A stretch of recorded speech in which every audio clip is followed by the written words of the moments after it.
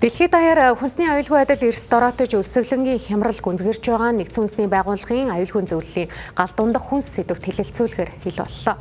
Дэлхийн хүнсний хөтөлбөрийн гүйцэтгэх захирлын үүрэг гүйцэтгэгч Карл Скау тус уралдаанд хэлсэн үгэндээ зэвсэгт мөргөлдөөн нь өсөглөнгийн гол шалтгаан болж байгаа төдийгүй хүнсийг дайны зэвсэг болгон ашиглах явдал улам бүр газар авч байгааг анхаарууллаа. 2026 оны хүнсний хямралын дэлхийн тайланд дурдсанаар сүүлийн 10 жилд хурц өсөглөнд нэрвэгдсэн хүмүүсийн тоо 2 дахин нэмэгдэж 266 сая хүрсэн бол 673 сая хүн байнгын өсөглөнтэй нүрд болж байна.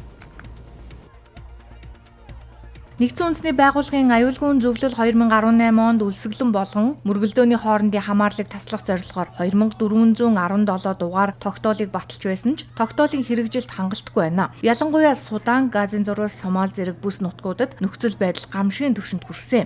Түүнчлэн хар тэнгис, улаан тэнгис болон Ормузын хоолой зэрэг далайн стратегийн гарцуудад үүссэн саатал нь түлш, бордоо, үр тарианы үнийг хөөрөгдөж дэлхийн өнцөг булан бүрд хүнсний нийлүүлэлтэд шууд цохилт өгч байна.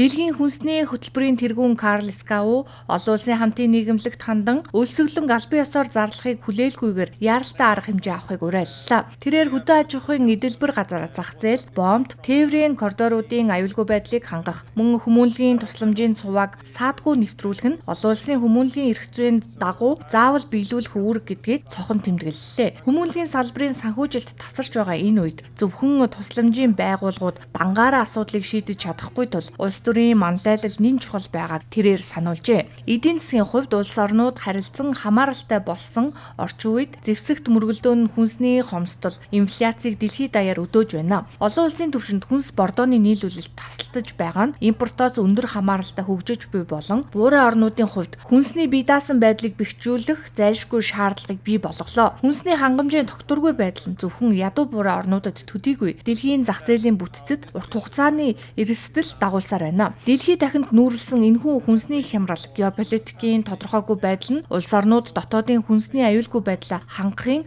чухлыг сануулж байна. Монгол улсын хувьд ч гадаад зах зээлийн савлгаа, импортын хамаарлыг бууруулах зорилгоор хүнсний хувьсгал үндэсний хөдөлгөөнийг 2022 оны 5 дугаар сараас хойш хэрэгжүүлж эхэлсэн. Хөтөлбөрийн хүрээнд гол нэр төрлийн 19 хүнсний бүтээгдэхүүнээр 2027 он гэхэд дотоодын хэрэгцээгээ бүрэн хангах шинжлэх ухаанд суурилсан хөдөө аж ахуй боловсруулах үйлдвэрлэлийг хөгжүүлэх бодлого баримталж байна.